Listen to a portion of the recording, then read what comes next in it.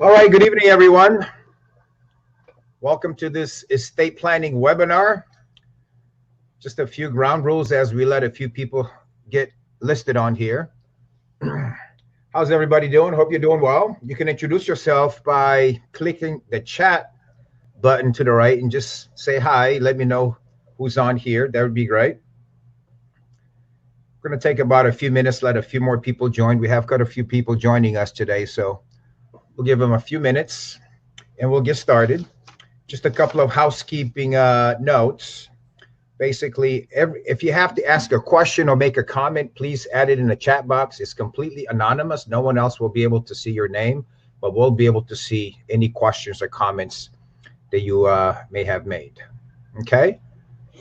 Hope everybody's doing well and everybody's safe amidst this crisis that we're having, especially here in Florida. Things seem to be picking up, so make sure you're following all of the safety guidelines out there.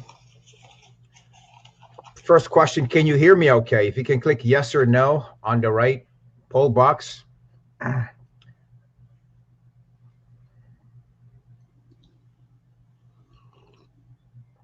right, very good. Looks like 100% of people can hear me okay. Very good. All right, also, one of the things we provide is a free consultation or a free strategy session.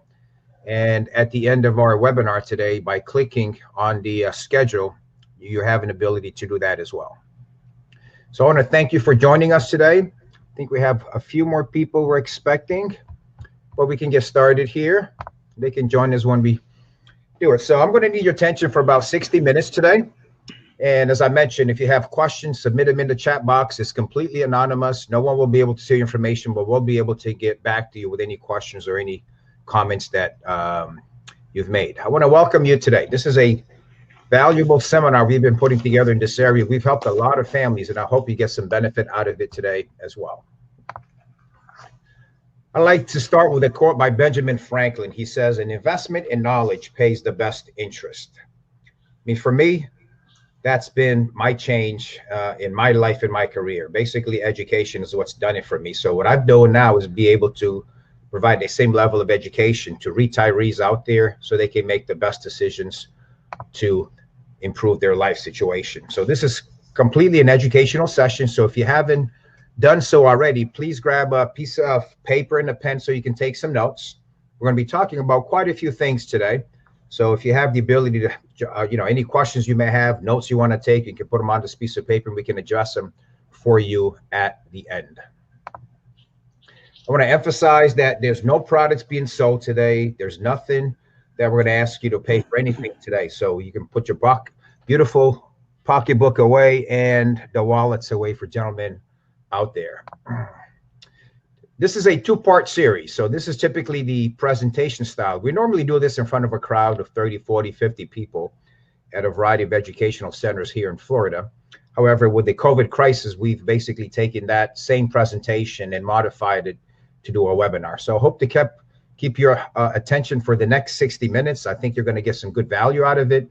And then what we do at the end of that session is we provide what we call a right fit strategy session. That's where we can get a little more personalized about understanding your key questions and concerns, and also learn a little more about you. And you can learn a little bit about us as a team to see if there's a fit for us to potentially help you moving forward. So I'm not sure what brought you here today. Hopefully for some of you, you're very interested in the topic of estate planning and taxes.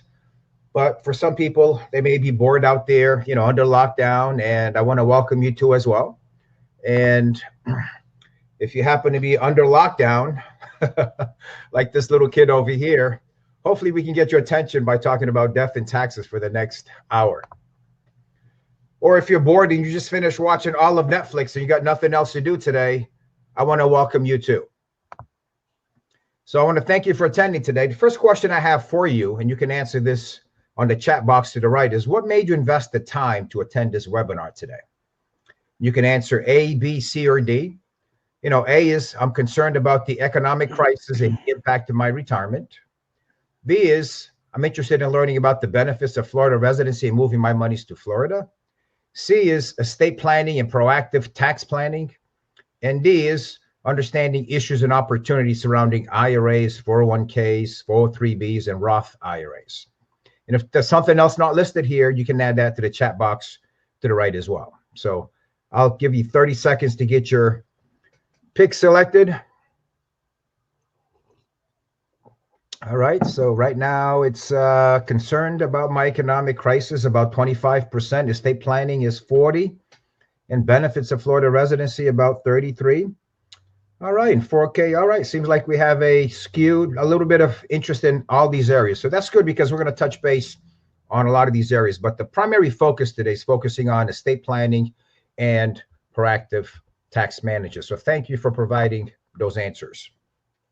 Regardless of why you're here today, I'm happy that you're here. It's been a long day for me. It's 6 o'clock. I'm still at my office, and I was editing this PowerPoint last minute today just to add a few more things that I think would be of value today. So I look forward to meeting you in person sometime soon. But for those of you that I can't see out there, welcome, and I hope you have a beautiful smile on your face. So let's go over today's agenda. Today's agenda basically is going to be threefold. We're going to be talking about estate planning strategies, and in particular, I'm going to share with you at the end the value of what I call the family estate organizer that I believe every family should have. 2 is going to focus on taxes. Taxes is so important today, more than ever, especially with all of the trillions of dollars that our government is basically spending to get us out of this mess. And then lastly, I'm going to touch base on how to potentially protect and preserve your retirement assets with all of the risks that I see ahead. So my name is Tony Gomes. I have an attorney, a good friend of mine who's done a lot of work here in the area as well, Mr. Chris Caswell, that I'm going to introduce a little later to talk about estate planning. But I'm going to give you a little bit of background about me. I came to this country when I was 10 years old from Lisbon, directly to Logan Airport in Boston. Met my mom for the first time. My father was a Portuguese doctor, but left when I was young. So I grew up with a foster family for 7 years. But I'm so thankful that I got to come to this beautiful, great country of ours at the age of 10, because it's given me opportunities that I would say I probably wouldn't have had anywhere else. I played a lot of sports growing up. I was able to go to University of Massachusetts, got my business degree there, worked at Wang Labs in Lowell, Massachusetts, went on to work with IBM Corporation, then went to get my MBA from University of Texas in Austin. Great school, great location. Ended up in Chicago, working for the Quaker Oats company right when we started recruiting Michael Jordan to join Gatorade. Was fantastic. Then I got recruited by a wonderful company here in Florida, Tropicana. At the age of 30, I came down here managing a 1.6 billion portfolio for them. And I've had a lot of advanced studies at Harvard, MIT, Advanced Trust Institute training, and I've done a lot of the CFP financial planning regimen, et cetera. So you're looking at someone whose educational background and my experience dealing with large corporations. But what I love most is what I do today, and that is working with families and small businesses here in the area, helping them with their strategic planning, retirement planning, and some other things we're going to talk about today. So that's what I'm most excited about, and this is what I'm going to do for the rest of my life. And I'm going to share with you the vision and the mission that I have as a company to help people like yourselves. So if I were to put on one page my philosophy of what I consider to be an effective retirement plan, or what I call holistic plan, it would incorporate all of these key areas. I know the focus today is on estate planning, but you can't have an effective estate plan unless you have an effective tax plan, or unless you're protecting your investments and or potentially using insurance to protect and transfer tax assets tax efficiently, and obviously Social Security planning for income and Medicare, all things that are integrated. So in order to have a plan that I believe you can be confident about, you have to have what I call as an integrated holistic plan. And we're going to talk about that today. So our mission as a company is to educate today's retirees on holistic retirement planning strategies to help people make significant improvement to their lives while adding clarity and peace of mind.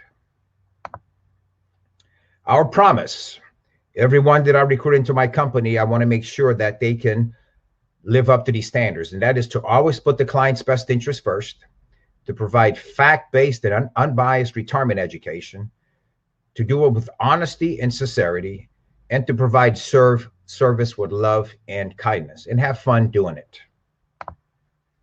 So the first quote I want to start with is one by Albert Einstein.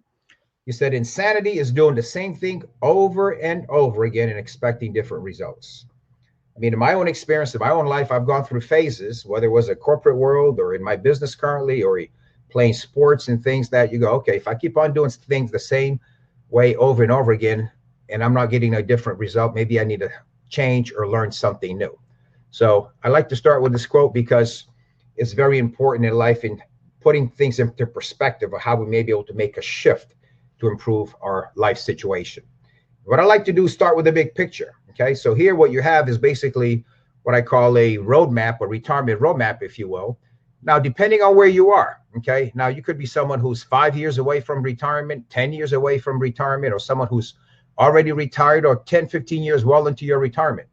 All of these key areas here need to be addressed on an ongoing basis. So what I tell my clients is, when we meet, is let's start with the vision. What is it that you want to have accomplished during your lifetime, during your retirement, and what kind of legacy do you want to leave behind? Okay, so whether it's someone like I met with a couple today, earlier today, 45, 50 years old, they want to retire in 15 years, but they want to know if they have enough assets and then what their income situation is going to be.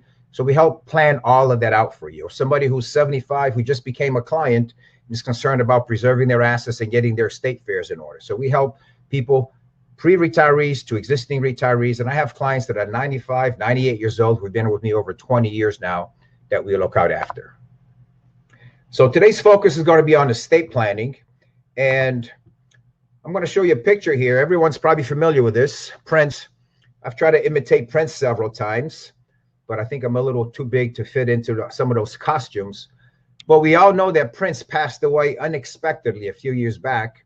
And it just so happens that he didn't have anything in place. So much of his estate, which was valued at about $200 million, is still being contested to this day, which can be very expensive. So what I'd like to do now is introduce attorney Chris Caswell here in Sarasota with the firm Berlin, Patton and Ebling, who, as you can see here, has a JD, MBA from Florida State University. He's a certified financial planner. He's the former chair of Sarasota Financial Planning Association. He's been a Florida bar member since 1983, and he's a thespian.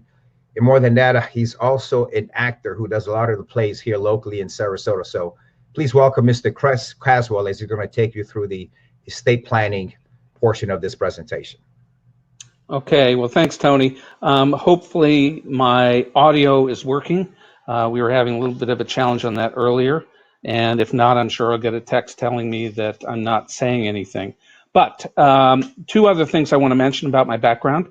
I am on the board of the Longboat Key Chamber of Commerce, and I'm also on the board of the West Coast Black Theater Troupe. So that's a pretty diverse board experience, and keeps me busy in addition to my law practice.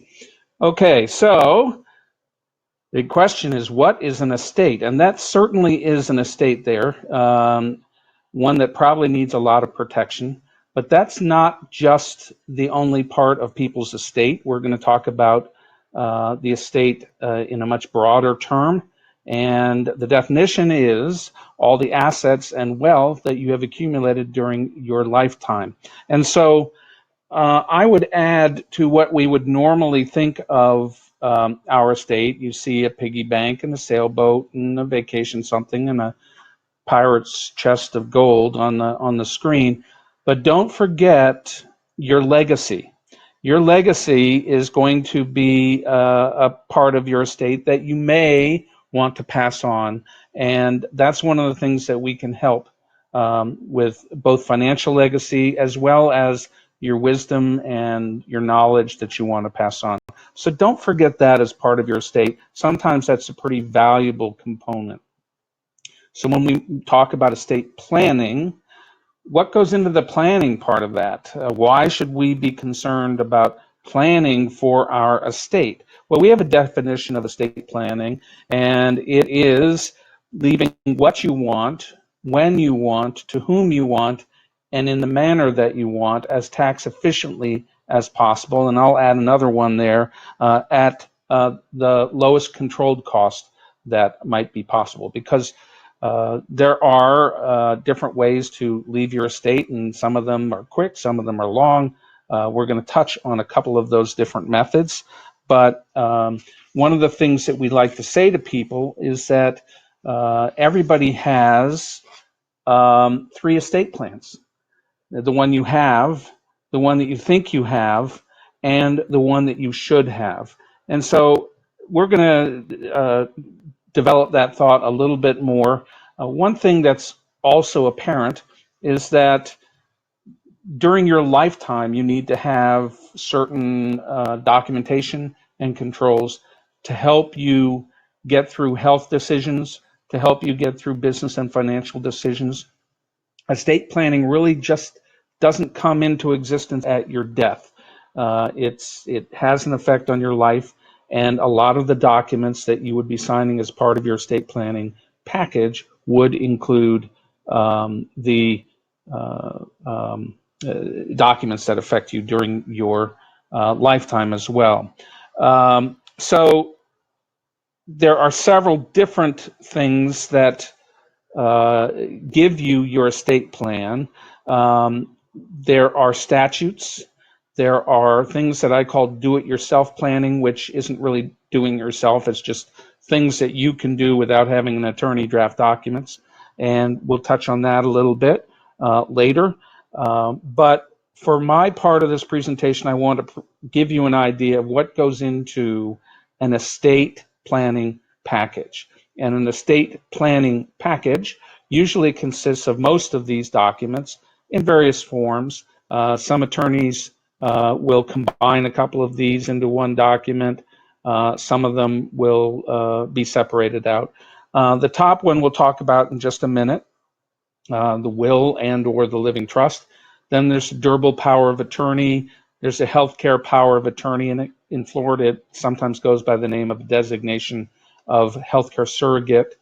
There's a living will, which sometimes people call it an advance directive. And those two documents there, the living will and healthcare power of attorney, are sometimes combined into one document. We like to keep them separate.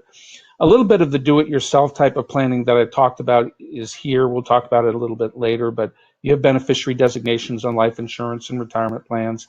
You may on your bank accounts have pay on death or transfer on death designations, which are similar to beneficiary designations. And there's a couple of other do-it-yourself type of things that can handle your estate outside of the documents that we would prepare. And then there's a guardian designation. That's sometimes a pre-need guardian for you to choose in advance who you want to serve as your guardian if you ever need one, as well as for some couples, they need to designate guardians for their minor children. And that's something that a lot of people overlook. And if you have the tragedy of both parents being unable to take care of a child, you would want to have the document in place so that somebody who you trust can come in and take control and care for your child. So let's talk about a couple of the advantages of the living trust, and then I'll talk about the will, what happens if you don't have a living trust. A lot of people come in and they say, I want to avoid probate. And that's the reason that I need a living trust. And maybe it's Susie Orman that told them that, or LegalZoom, or Bubba at the golf course, or Brenda at the hair salon. It does do that, but you have to make sure that all of your assets are in the living trust. And we call that the golden rule. The golden rule of trusts are that all the gold goes in the trust. If you don't have the gold in the trust during your lifetime, you have to get it into the trust after your death through probate. And so unless you fully fund that trust, you're not going to avoid probate. Second advantage there, which I'm going to stick one in the middle there rather than going right to private, control is to me the big issue for having a living trust. And just very, very briefly, we spend a lot of time talking to people about control and what they need, but you could put incentives into your trust for your beneficiaries. Once you graduate from college, then you get something out of the inheritance. Or you can put disincentives, like if you don't go to college, you don't get something. You can create an asset protection bubble around the inheritance that they would receive in trust, and that can protect against creditors and predators. Creditors we probably know of. One of the big ones that we keep talking to people about now are student loans, but the other predators, you can imagine what they are. They are those what we call red-headed outlaws, those people that are married into the family that may not stay married into the family, and sometimes they become predators. And if they find out that there is an inheritance, they will try to get their talons on it and get a piece of it. And so we try to protect that by structuring that trust as best we can. So the other thing that's important is if you have a blended family, you may want to make sure that your assets that are in that blended family go to your heirs and not to the heirs of the spouse who may survive you. So we can set up protections in these living trusts for that sort of control.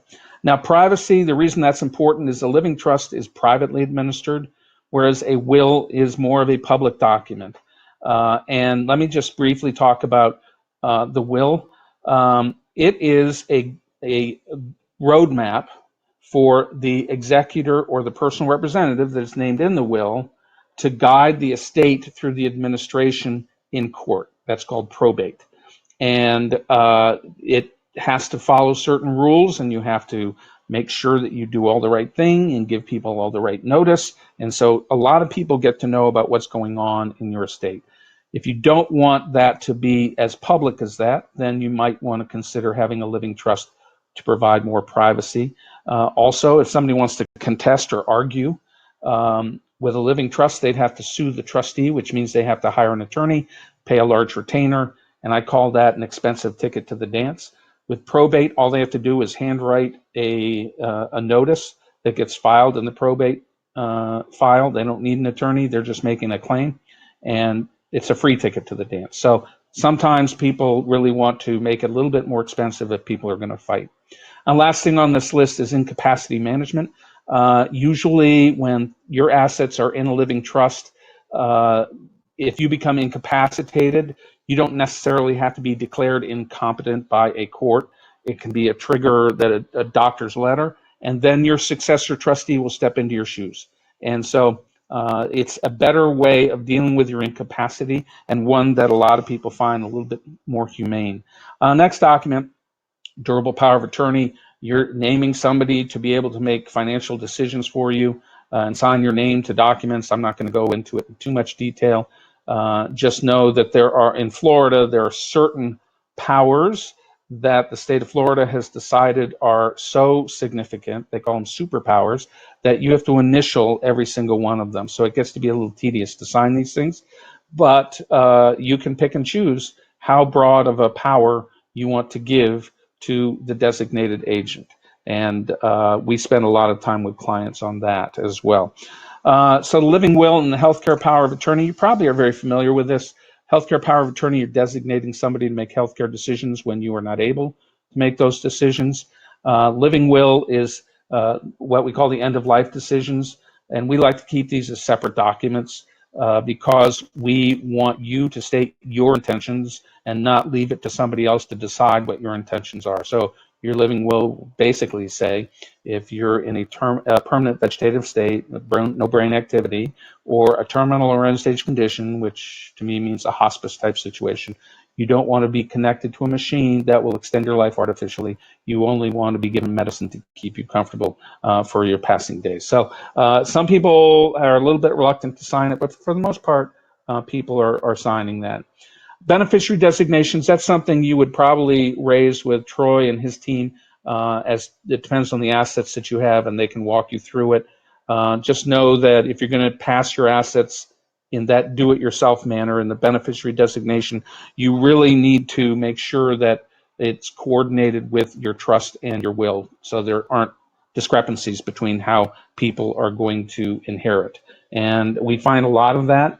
So what I would say is when you go in to have your finances looked at, be prepared to get your current beneficiary designations and have those reviewed as well. It's always good to review them to make sure you know what's going on. Guardian designation, I talked about that a little bit, and you have the ability in your documents or in a separate document to tell a court, while you have capacity now, to tell a court when you don't have capacity later who you want to serve as your guardian. A lot of people forget about that, but I think it's a pretty important one. So that's the list of the estate plan documents that we'll create. create a lot of those documents. Sometimes we end up reviewing the beneficiary designations and some of those other forms. Another document that I want to mention to you is, I'm going to save it for later. It's kind of a beneficiary designation form, but it's not something that a lot of people think about. So Troy was talking about Prince, and he died 4 years ago, I think. And his estate, as Troy said, is $200–300 million. Last statistic that I saw is that between attorney's fees and his executor fees, and it's no closer to being settled, but they've already racked up $45 million of fees. So you can extrapolate down to what your estate is, but the more organized you are, the more planning you've done, the more you've thought about this, the more you will control what those ultimate costs are going to be. And we really, really try to make sure you understand what might cost something and what you can probably pass most efficiently through these other tools that I've mentioned.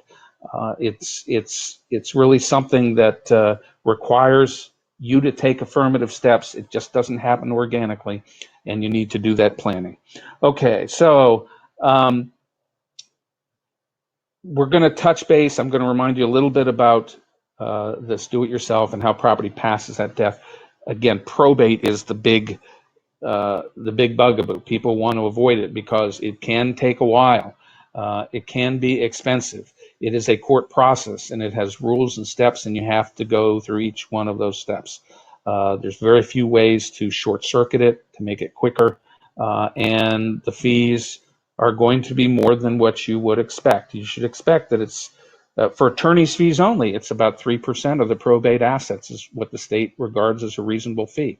So you calculate your gross estate value, take 3% of that, and if you're not careful, that's how much is going to go away in attorney's fees.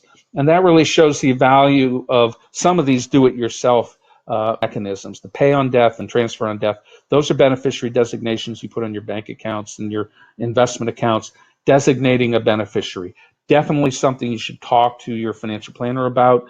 Definitely something that you need to be careful about, because you could inadvertently disinherit grandchildren. I'm not going to go into details on that, but because of some quirks in the law in Florida, it may not work the way you are expecting it to work, and you need to make sure that you are informed as to how it's going to work. Some of the other things that, let me go back. Some of the other things that I want to mention to you are joint tenants with right of survivorship. Everybody who owns property is husband and wife. Survivor gets it. That will pass outside of probate, and it passes very, very quickly. So it's a very efficient way of passing on to the loved one. The question is, what happens at the second death? There isn't necessarily an automatic joint tenants with right of survivorship or a survivorship right in the joint owner. So the surviving spouse needs to come back in and re-look at a lot of these do-it-yourself designations and the trust and the will and everything that goes into their plan. The other thing that a lot of people don't think about is we have in Florida a beneficiary designation that we can put into a deed, and it's called a life estate deed, and there are variations of it, an enhanced life estate deed or a ladybird deed. We're doing a lot of these as a way to have an asset pass, not by adding somebody to the ownership of the property, but by designating a beneficiary onto that. Okay, the next thing is a summary of what are the benefits of estate planning. So again, we talked about control. You get to select who your beneficiaries are, who will receive your assets at your death, how they get it, determine the distribution of the estate. You also get to choose your fiduciaries.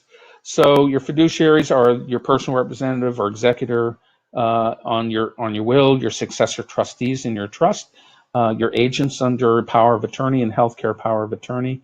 And we spend a lot of time with people going through who they think is best and whether they're close or far or related or not related, whether they have the talents to deal with money or to make healthcare decisions. That's a big part, and people tend to forget about that.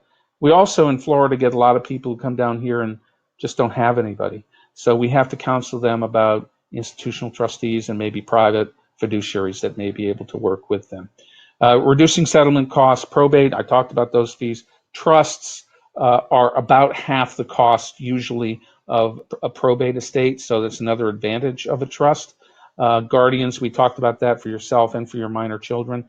And then I don't want people to forget about having liquidity for final expenses, burial expenses, and settlement, and even income tax. And that's as much of a financial planning question as anything else, and one that Troy's team should be part of, because otherwise it's good chance it's going to slip between the cracks and somebody's going to have to come out of pocket and then get reimbursed from the estate. So very briefly, a lot of people say, oh, I don't have enough money for irrevocable trust. Well, as I really haven't mentioned money in the trust discussion. I've mentioned that control and probate avoidance and a couple of other things. But just so you know, a lot of people are saying, I don't need to worry about trusts and estate taxes because that magic number there, $11.58 million is what's exempt. You can have that much money when you die and not have to pay estate taxes, and that's the number in 2020, so it's over $23 million for a couple. The problem is that that number sunsets in 2026, and it'll go back to around 6 million if nothing else happens. So if you're going to die before, you know you're going to die before 2026 begins, and you have less than 11.5 or 23.1, then you don't have to plan for estate taxes. But maybe you have enough that you have to start worrying about it if the exemption amount drops down to $6 million each. The other big thing that is in there is we don't know what's going to happen with the 2020 election. I'll scare you a little bit. The Democrats for years has had in their platform that they want to reduce the exemption back to 3.5 million each. And all of a sudden, we're talking about some money that you're just a scratch-off ticket away from having to pay estate taxes. So don't put this in the drawer and forget about it. Keep it in the back of your mind that estate taxes may be something that you have to plan for. And again, Troy and his team would be a great resource for doing that. Okay, I think I am done. We talked about a lot of this stuff. Probate, we talked about attorneys. Nobody wants to talk about attorneys. I want to mention that one of the things we're planning for, in addition to estate taxes, although as I said, it's really not much of a planning worry at this point, are capital gains taxes. And I don't have time to go into that, but just know when you go in and you talk to an estate planning attorney and you talk to Troy and his team of advisors, capital gains tax planning may be something that we are planning for now that we never used to plan for. We don't really have to plan for the estate taxes, but we can plan for capital gains taxes. And then it's not necessarily something that an estate planning attorney will advise you about, but long-term care and your payment of long-term care expenses and the insurance and how that's going to happen is something that needs to be in your dialogue. You need to do some planning for that. And whether it's with me, which I can do a little bit of advising, or Troy and his team, make sure that that's something that gets covered. And there may need to be another advisor coming in to help with that discussion. Okay, so I'm going to turn it back to the handsome guy here. Thanks for listening. If you have questions, you can put them in the chat box. I'll be looking at that, and then we'll deal with it as they come along. All right. And thank you very much, Chris. Great job. Appreciate that. Caught me playing with my little Humvee over here, which reminds me of my 6 years in the military. It was a lot of fun. But now let's continue to move forward. How's everybody doing so far out there? You still awake, paying attention? All right. So I have a quick poll question for you right now. That is, what kind of estate planning have you done? You know, A is I have a sophisticated estate plan in place. B, I need a consultation for estate planning. C, I need to learn more. Or D, I have no need for estate planning at all. So I'm going to give you about 30 seconds to fill the poll question here real quick. All right. I need to learn more. So far is in the need. Okay. All right. Good. So we have quite a few people here that need to learn more. So you came to the right place. And I hope you appreciate that abbreviated summary. Obviously, a lot of what we're talking about here, we can take weeks to do a full class on a lot of this information, but we just wanted to, within a 60-minute time frame, give you a good overview of what it is that we're doing. So let's continue to move forward. Now I'm going to talk about the subject of taxes. Chris ended talking a little bit about it from a planning standpoint. We're going to go into it with a perspective of looking at your overall retirement and how taxes fit in. And I'm going to start here with another quote from Albert Einstein that says, "The hardest thing in the world to understand is the income tax."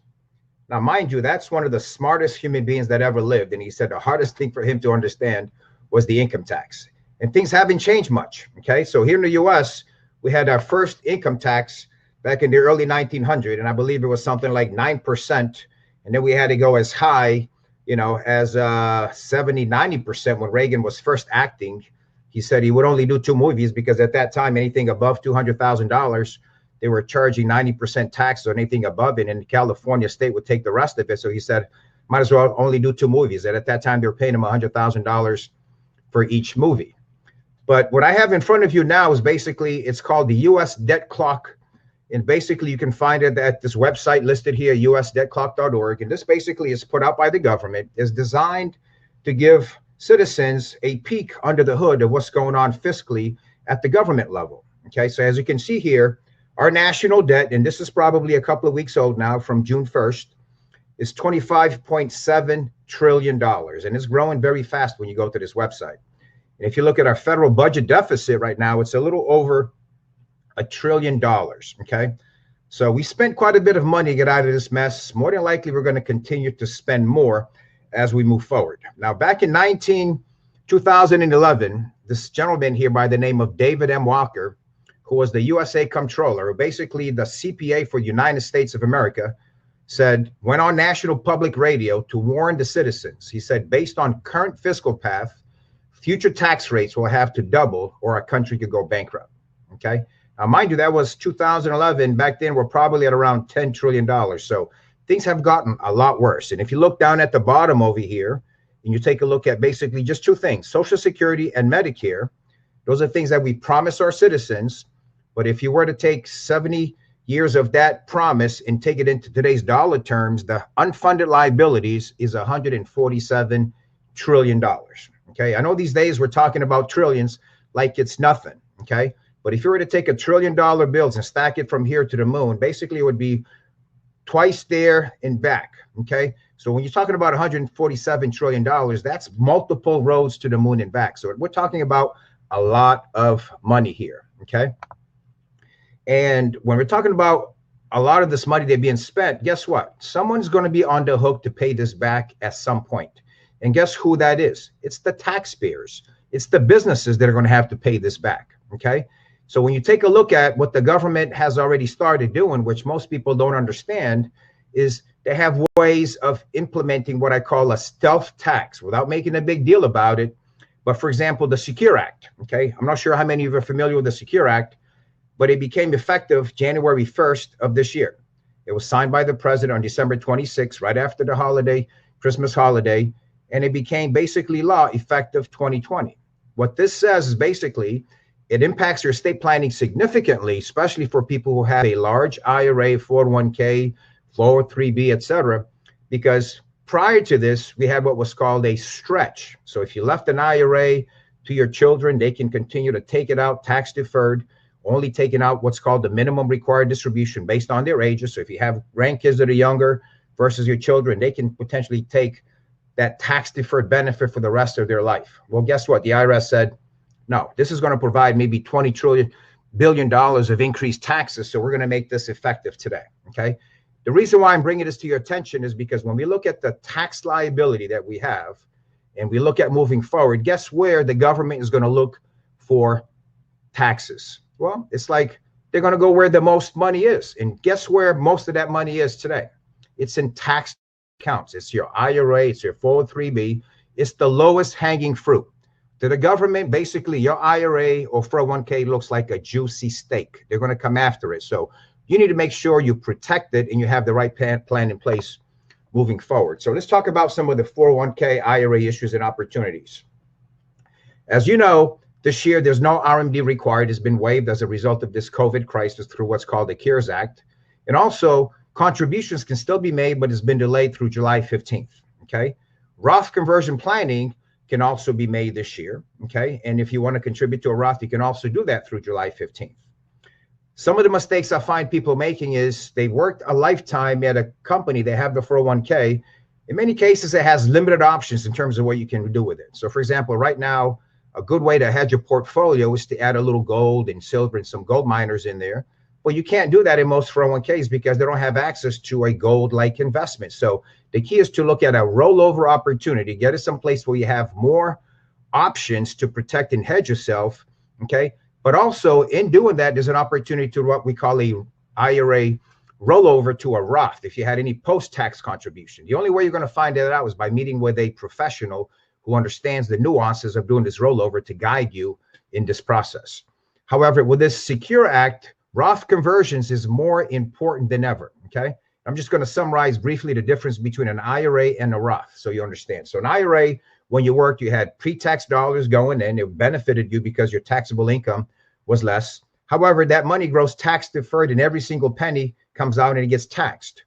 When I ask people, you know, do you own an IRA or 401k? They say yes. I ask them, is it all yours? They go, yeah, it's in my name. I tell them, no. You have one additional partner. Guess who your partner is? Your partner is the IRS.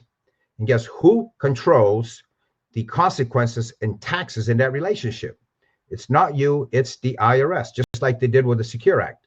So when we take a look at what's going on today, and we look at what's happened with the Secure Act stuff being implemented, this is an area that you really want to focus on protecting. And a Roth conversion provides the best opportunity to do that because right now, as you'll see in a minute, we have tax brackets that are basically on sale, okay? They expire in less than 5 years, but it's on sale right now. So by doing what we call bracket bumping, it gives you the ability to take monies out of your IRA, put it into a Roth. That money now grows tax deferred, comes out tax free. If you have to leave it for the next generation, instead of having to take it out over a 10-year period, they can wait until the end, let it grow tax deferred and get it all tax free. So more than ever, Roth conversion opportunities, or Roth IRA, is truly an area you want to look at taking advantage of. The other is life insurance. Okay, life insurance, because of how big life insurance constituency is, they've maintained a lot of the favorable tax benefits in life insurance. So some advanced planning can also help you in that particular area. So you want to make sure you're taking advantage of the tax code as it relates to those products. So let's take a look at taxes here. Now, when I first came to Tropicana here in Florida, I was 30 years old, was fairly young. So I asked some of the executives who was doing their taxes. They said, well, Tony, Dan does our taxes. Go see Dan. So I went to go see Dan. He said, Tony, the only time I can see you was tax season was Thursday at 9:30 p.m. I think to myself, wow, that's quite late, but let me go see Dan. So he said, yeah, bring me your stuff. And I swear, this is exactly what Dan's office looked like. And Dan looked just like this dude right here. Office was completely packed, busy. He looked like he hadn't slept in 3 days. He said, did you bring your stuff? I said, yes, I have my stuff. He said, well, give me about a week. I'll have my assistants input into the system, come back, and I'll let you know how much you owe or how much you need to pay in taxes. And he did that for about 12 years for me. It was great. However, what Dan failed to do was do any kind of proactive planning because that wasn't his professional skill set. So in order to do some of the planning we're talking about, you don't need to deal with a tax preparer. You need to deal with a group that does collaborative work on your behalf, where you have multiple professionals, CPA, wealth advisor, estate planning attorney, all working together on your behalf to develop a migration plan to get you from here to there as tax efficiently as possible. So the tax brackets that I mentioned, you know, like Albert Einstein said, is still complicated. Still has 7 tax brackets. And in addition to this, Social Security gets impacted, RMDs, large distributions. There's a variety of different ways that people get, if you will, surprises from a tax standpoint, unless they do the right planning. But as you can see here, we have a tax saving going on right now because under the Trump administration, the brackets were reduced on average by about 2 to 3% per bracket. So that is going to expire at the end of 12/31/25. So the key is you want to take advantage of this tax savings that we have right now. Taxes are on sale. to do some appropriate planning to do some of the things we're talking about. So let's talk about the three different tax buckets, okay? So we have taxable, tax deferred, and tax free. So as you can see here, under the taxable bucket, here we have things like your savings accounts, CDs, money market. If you have any kind of stocks, bonds, mutual funds, you get a 1099 at the end of the year. For most retirees that I meet, they have way too much money in this bucket. They're getting 2 or 3% Peasley dividend on that CD. They're not using it for retirement. However, they need to pay the taxes back to the government. So at the end of the day, when you add inflation into the mix, most of these people are going backwards, okay? As we mentioned under the tax deferred bucket, this is that juicy steak that the government is looking at right now, because this is where most of the assets in the US is at. You know, the older population, they've worked, they're the ones who have the assets. However, this money hasn't been taxed yet. So this is basically a ticking time bomb that's waiting for the government to determine how much they're going to tax this in the future. So if you have an opportunity to take advantage of the tax savings over the next 4.5 years or so, you want to do that. But what's in here is basically your 401k, your IRA, your 403b, and also annuities. I see a lot of people out there with annuities, but realize that annuities grow tax deferred, but the gains come out and is tracked as ordinary income, okay? And it's, in many cases, it's not an ideal asset to leave to the next generation because of that taxation versus looking at capital gains or a step up in basis, okay? And then you have the tax-free, and what I call truly tax-free here is a Roth IRA, because it has to meet the following standards, okay? You don't pay any federal tax, there's no state tax, and also it doesn't cause any capital gains or Social Security taxation, okay? Even if you own municipal bonds, that dividend in many cases can go work against you because it's going to cause your Social Security taxes to go up. So the key here is to work with clients and couples to basically have a migration path from the left to the right over the years, so that we're tax or bracket bumping to an acceptable level of tax hit without being too much, but that's going to be favorable for you in the future. And again, having to quantify that to show you exactly what that looks like. So now let's talk about investments real quick, because I know with what's going on in the marketplace, I'm expecting a lot of volatility ahead, and we want to see how it impacts retirees, okay? So what I have here is basically an illustration, accumulation with a piggy bank versus distribution, somebody dishing out the cash. Basically what I'm talking about here is the difference between when you worked and you had a paycheck and you're investing money. If the market went down like it did recently, you didn't care so much because you still had a paycheck coming in and you can buy things a little cheaper, and you still had a time horizon before you retired, okay? However, for most people out there, retirees, they no longer have a paycheck coming in. Now they're utilizing that 401k, IRA, and the other assets to live off of. However, if there's a big hit in the marketplace, all of a sudden their lifestyle may be jeopardized, okay? So the key is we show people how to go up the mountain, but also how to climb down the mountain successfully, okay? I have a very good friend that I worked with at Tropicana, Ken, who's climbing mountains. He's trying to get me out there, but I still haven't found the motivation to go freeze climbing Mount Everest yet, but he tells me it's a blast, and I believe him. But the key here is that most of the fatalities, according to Ken, occur not on the way up, not during the accumulation stage, but during the distribution stage, okay? Because people typically, you may get sick, there may be an injury, the weather patterns may have changed all of a sudden, and that's where you have the most risk. So for retirees, most people are dealing with an accumulation stage advisor during their retirement, someone who doesn't have a skill set in all of these areas we're talking about, or basically having a Sherpa that has been educated on the distribution phase of retirement to help you come down the mountain and get you to the other side successfully. And that's what we do for our clients. So I have a quick poll question for you right now, and that is, what do you think is the biggest risk to your retirement right now? Is it A, a stock market crash? Is it B, tax increases? Is it C, longevity? I may live too long, not have enough assets to last. Or D, healthcare costs, especially long-term care, which I've seen, be devastating to many people's lifestyle out there. So let's take 30 seconds to answer the poll question to the right. All right, so right now I see healthcare cost is in the lead at 75%. Stock market crash, 25%.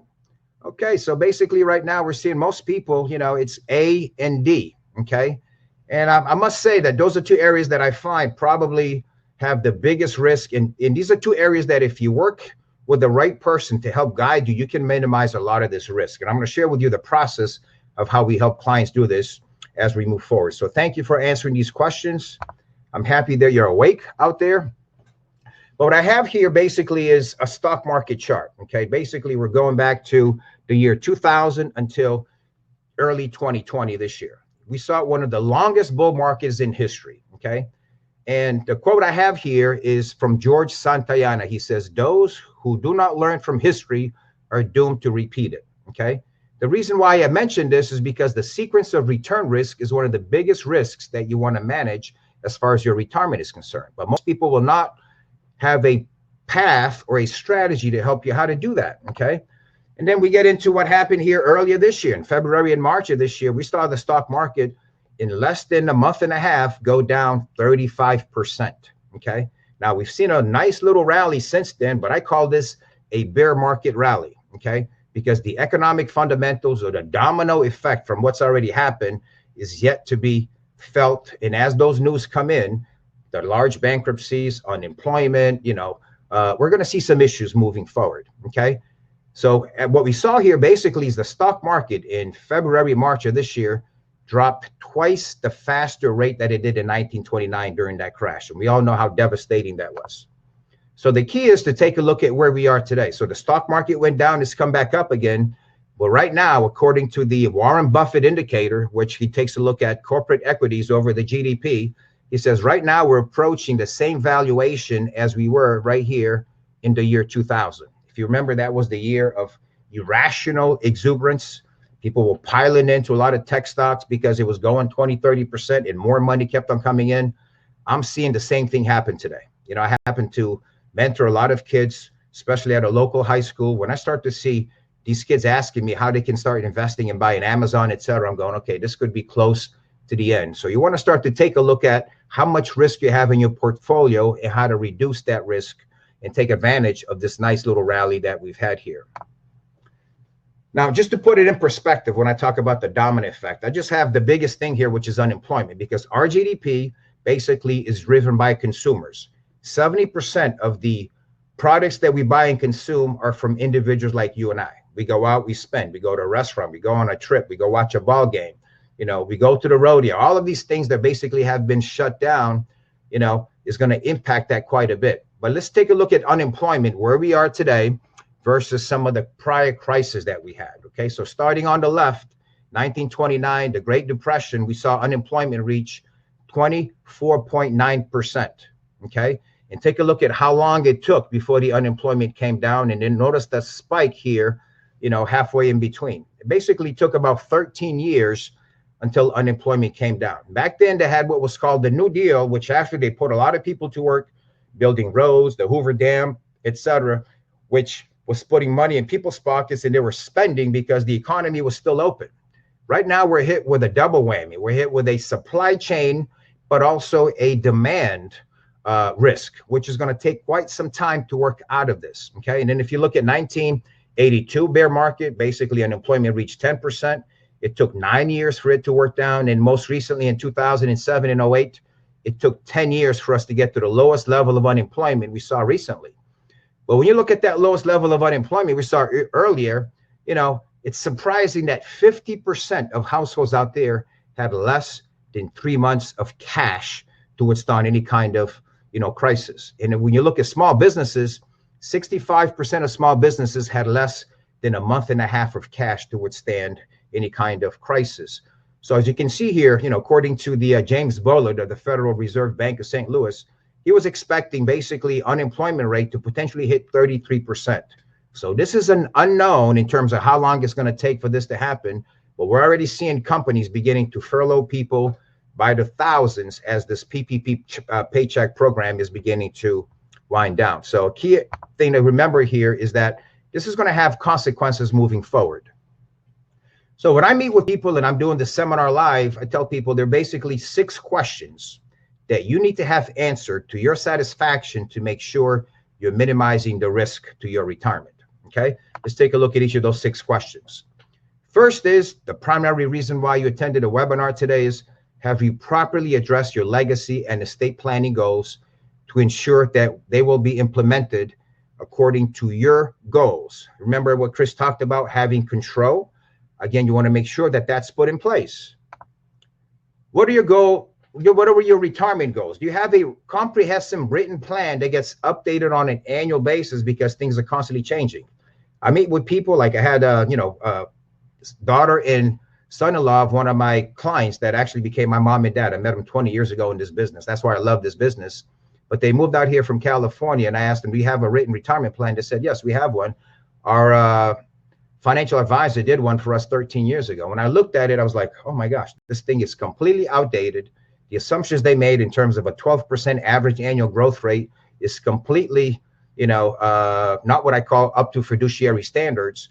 So I told them things have to be updated. So if you have a written plan, I tell people, bring it in. We can take a look at if it's up to date, or we potentially can look at how to update it for you. Okay. This is one of the biggest issues that I find out there, because when we talk about estate planning, most people are thinking about leaving assets to the next generation. But one of the biggest challenges we find out there is that when you have a surviving spouse, in many cases, it tends to be, the wife, because they have longer life expectancy. What we find is that this is an area that really needs some planning, because what happens is, let's say you both have a Social Security, you both have a pension. What happens is when one spouse dies, we have what's called a widow's penalty. That is, you move from a joint to a single filing bracket. You typically you lose one of the incomes, or potentially both, pension and Social Security, and your expenses haven't really reduced, because if you have a bit, the house expenses, etc. If anything, that honey to-do list that the husband used to do, now you may have to find somebody else to potentially do some of that. So what we find in many cases is taxes go up, expenses increase, and this person is in a worse off situation. So one of the things we want to do is to make sure we have a plan for the surviving spouse that they feel comfortable in. This is an area that I tell people all the time. If you do nothing else, make sure you take advantage of this particular area right here. And that is, are you paying too much in taxes and fees? This is an area that I find most people, especially retirees, because they just don't know how to look for it in their statements. But I'll give you an example. I had, a couple I just met with the other day came in. They said, Tony, I'm not quite sure what we're paying in taxes and fees. I said, well, give me a copy of your statements. Sure enough, I showed them. You're paying 1.25% to the advisor. The advisor is turning around and having what's called an SMA, or separately account manager, managing those investments on your behalf. They're charging 1%. And then they're using a bunch of mutual funds with fees as high as 2-3%. So when you add it all up, they're wondering why they're not making any money. It's because the fees in the 3 to 4% range. Okay. And then on top of that, they were paying a planning fee of $12.50 a month. And I'm going, what is this for? They said, a year. They said, that's for our planning. I said, well, where's your plan? Oh, we don't have one. Okay. So make sure you take advantage, because this is an area where you do have some control over. That is how much you pay in taxes, and also how much you pay in fees. And then the other question is, how will a market downturn affect you and your estate? Okay. And that's a key question, because you want to figure out, do you have enough money to last throughout your lifetime, or do you potentially need to add some elements of guarantees or protection to that income? And then the last question here is, how will an unexpected healthcare expense affect you and your estate? Okay. I don't have a lot of time to go through all of the nightmare scenarios, but I've seen this over and over again. So many of you out there going, okay, wow, how do I answer these 6 questions? You probably have this look on your face right now. Okay. What I'm about to share with you is the strategy, which hopefully you'll be feeling like this at the end. Okay. And that is knowing that there's a process, there's a philosophy to help you get to that next level and address those questions. And the way we do that is through what we call the value of the bucket plan. Okay.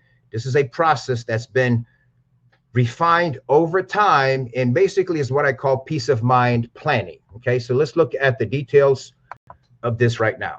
Basically, it falls into 3 different buckets. So when we meet with someone, we try to figure out, okay, let's take a look at your current income, your expenses, let's project it out. But let's take a look at how much money you're going to need for your income or any expenses in the next 12 months. If you need to buy a car, fix a roof, go on a trip, we want to make sure that money is safe and it's liquid, by earning a decent interest, so that if there's a stock market crash, your income needs for the next 12 months is not impacted. However, over the next 10 years, we want to say, okay, we don't want to just keep money in the mattress or money market or CDs, because you're not going to make enough to keep up with inflation. So there we want to focus on how do we improve yield, but minimize risk so that if there's a stock market crash, this doesn't get impacted much, okay? And then in the later bucket is where we say, okay, if there's a stock market crash, usually by 10 years later, it usually comes back. So this is where we focus more on growth. This is where maybe the Roth IRA comes in, where you can take a little more growth because of the tax efficiency of those accounts. And this is also where we do some legacy planning. If, you know, for people who may want to help children or grandkids with college planning, 529s, all of those things come under this bucket, but only after you've taken care of yourself in your retirement first. So let's take a look at each of those buckets. So for example, the now bucket, you know, if you have an emergency comfort fund, planned expenses, income for the next 12 months, we put it all in here. The mistake I find a lot of people out there making is I meet with couples all the time, Tony, I have $400,000 sitting in cash. I don't know what to do with it. I'm going, okay, well, let's take a look at how to potentially protect that. And in many cases, look at some things that are tax efficient, but have good security. And then that soon bucket basically is between year 2 and year 10. We want to figure out, okay, what are your income needs? If you have at the RMD stage, what are you going to need from your RMD? We want to take that money out of the risky bucket, put it in this bucket, because we want to focus on how to optimize yield, give you income, but minimize risk in this bucket, that way you're staying ahead of inflation. Then in that later bucket is where we have an opportunity to really focus on growth, but also focus on estate planning taxation, because this is where you may want to have that individual stock that you buy and hold on for the long term, because when you pass away, it's going to receive step up in basis that goes on to your children, and they don't have to pay taxes on that. This is also where you address long-term care and disability. So we have a software program that we go through to basically let you know, do you have enough to self-fund yourself, or do we need to look at some alternative options? So this is where most of that planning takes place. So what I call this basically is tax bucket planning with tax efficiency, gives you peace of mind about your retirement. But this is a meticulous planning process that requires a lot of numbers crunching, and it requires you to be involved in this planning process along with our coaching. So many of you may be asking, Tony, how do we get this comprehensive plan? How do you get paid? What is this holistic approach you're talking about? And what's the next steps? Well, I'm going to share some of this with you now, okay? So the way I've organized my firm is we're basically a registered investment advisory firm, which means that we're fiduciaries at all times, okay? I don't work with a broker dealer. I don't sell commission-based products. I don't sell variable annuities, because those things for the longest time, high fees, low benefits, especially in a low interest rate environment. I tell people, if you have them, I'll take a look at it, see how I can potentially improve your situation. But I want to focus on putting clients into institutional portfolios, things that basically the ultra wealthy are doing. I also wanted to have the freedom to find the best managers to make them available to my clients without having my hands tied by working for a bigger firm, okay? And in doing that, I had to find a partner to do this effectively. So I interviewed a bunch of companies. I chose Charles Schwab as my custodian. Why? They've been around for a long time. They've owned that discount in low cost space, but they have the best technology and the best client service, and have the best plethora of solutions that I can bring to my clients, including some very, very technical trading tools that typically were the domain of, you know, Peter Thiel at Founders Fund, or, you know, Sequoia Capital, a variety of other firms that have hedge funds that have done very well. We now have access to some of those same tools for our clients. So the way we're organized is basically as a one-stop shop family office, where we have the advisor, the accountant, the attorney, the insurance specialists, and anyone else that may be needed, whether it's in our building or elsewhere, working together on your behalf.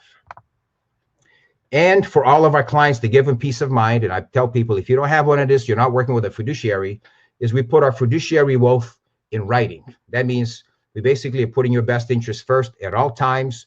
We're going to act with prudence, that is with a skill, care, diligence, and good judgment of a professional. We will not mislead you. We will provide complete transparency on everything that we do, and we will avoid conflicts of interest. And we put this in writing so that if you ever feel something is not going right, you put this and let us know that we're doing the right thing for you, okay? So to put this planning holistic process, just to kind of quantify it, because it's a little bit of work here. Basically, you know, one of the things we provide for you by attending the session is a free 1-hour complimentary call with a estate planning attorney like Chris, who you saw earlier. Now, most estate planning attorneys, when you mention the F word, they don't like it, free. But through this estate planning webinar, we made that happen for you. But the second step we do is we put together a current baseline, and that is understanding all of your assets, all of your income, all of your expenses, and then we project it out to make sure that you're not going to run out of assets, okay? And then we create a written retirement income plan that you know there's going to be a plan there from day one through your longevity, okay? And then we also do some portfolio longevity analysis and optimization. It's interesting when I meet with a lot of people out there, and I ask them, what's your risk tolerance? Say, Tony, if I see my portfolio go down 5 or 10%, I can probably withstand it, but anything more than 10, if I had $1 million, I don't want to see go down $100,000. Well, when we analyze their portfolio, what we find is that if another '08 crisis happened, their portfolio can go down 40, 50%. However, they're talking about they don't want to take that much risk. So the key is here to have your portfolio analyzed for fees, expenses, risks, and return ratios to make sure you've optimized your portfolio by taking the least amount of risk possible. And we also do a stress test where they take a look at long-term care. You know, we do this all the time. Most people find it, you know, for people who have a lot of assets, you can self-insure yourself. But for others, this is eye-opening because you go, okay, wow, if that were to happen to one of us, we need to come up with a plan in terms of how to address that, okay? We stress test for market correction. We also stress test for charitable and gifting to 529s, because I find a lot of grandparents out there that have wonderful hearts. I wish I had one of these grandparents, you know, that had money that can give me to go to school, etc. But, you know, I had to do it the hard way. I'm so thankful that I had to do it that way. But sometimes I tell people, look, based on this analysis, don't be going giving all 13 grandchildren $4,000 every year because you're going to run out of money. So it's a way to find that out also. And also for people who haven't taken Social Security yet, we help you determine when's the best time to do that. This is where we also do the surviving spouse planning by looking at income, expenses, and tax issues. This is also where we take a look at the projected estate and what may be in that estate at the end of your lifespan to figure out what do we need to do, for example, to address the Secure Act with large IRAs, okay? And we also quantify the proactive tax planning opportunity. So when we talked about Roth conversion planning, that is the best way, especially if you're pre-retirement right now, to look at how potentially by the time you reach age 72 to have a migration tax plan to get you to the zero tax bracket given your deduction. So we have software to help you put all of this together. That way you have a vision and a strategy how to get there the most tax efficient possible. And then we do quarterly review with our clients. So there's a lot of things that we do, but here's the biggest offer today for you. And this is, I have mastermind group people that I work with around the country. We share ideas. They say, Tony, why do you do this for free for people out there? Well, you know what? I came to this country. John Kennedy said, ask not what you can do, your country can do for you, but what can you do for your country? So what I'm doing right now in this COVID crisis are people, you know, we're a little slower right now, but I have my staff available. And that is for the first 10 people that book an appointment, we're going to provide this complete analysis, which is valued at $39.95 for free. Okay, that's right, for free. But you must go ahead and commit to scheduling an appointment or give us a call within the next 24 hours because our resources are limited. Okay, that's our way of helping out the community. So go ahead and take advantage of this. And if you have any questions as I finish up here, please add them on the chat box to the right and I'll be able to get to it.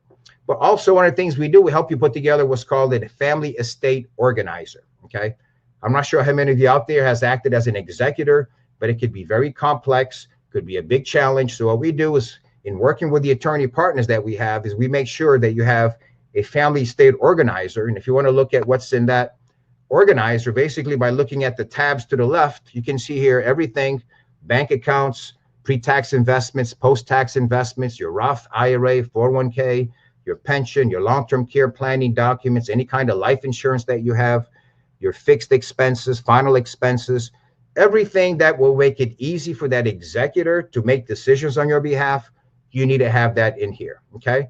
Also, this is where you may want to leave a legacy, write a love letter to your children and grandchildren in terms of what you may want them to do with these assets. Any important documents, if you have digital wallets, Bitcoin, etc., you want to make sure someone has that ID and password to be able to manage that, or even social media. So it's a comprehensive estate plan organizer. We make sure that all of our families have one. And the other thing we also help you do is we take a look at your portfolio versus the risk you're taking versus what we may recommend. So for example, this couple we met with, they had a risk level of 68, but yet they said they can't see their portfolio go down less than 10%. And when we did the analysis and we showed them that if there's another '08 crash, their portfolio can go down 53%. So we showed them basically another portfolio, an optimized portfolio. When you look at the potential annual return, 12 versus 5, or dividends of 5.6 versus 2.5, significantly better performance with about 33% less risk. So we welcome the opportunity to analyze this for you and show you how you can basically reduce risk. So that basically ends my presentation. This is basically the disclosures here that attorneys want to make sure we put out there for all of our clients. But at this point, I want to open it up for any questions you may have out there. I'll be happy to address them for you. All right, let's see. Someone said they lost the voice. I'm sorry. We're going to have a recording of this, which we will send out to everyone out there. Well, I want to thank you for joining the webinar today. So please go ahead and take advantage of scheduling an appointment. And if you have any additional questions, I'll leave this here. I'll be here for a few minutes to address them for you. But it's very easy to click on the schedule. The way we do this is we're doing a virtual meetings. Okay, we're not meeting face to face. So we'll set up what's called a first 20-minute phone call. And that is where we give you a call and find out, okay, what is your goals? What resources do you have to work with? And then we share a little bit of our firm, learn a little bit about you, because I'm at that stage in my career where I don't work with everybody. Okay, I select my clients very carefully because it's a lifelong relationship. So we go through that process. And if it makes sense, then we schedule maybe a Zoom call where we do the analysis and we start to share some of those findings with you. And there's no cost for that initial call or no cost for that follow-up meeting. So everything's done virtually. And then with some people who say, Tony, we're okay, we can come into the office. We have a very strict office policy and following all the social distancing guidelines. Make sure that if you want us to wear masks, we'll wear masks. You can wear a mask. We sit 6 feet apart at a conference table and have a productive discussion. So I want to thank everyone for attending today. Stay safe, stay happy, and God bless all of you. Thank you for attending today.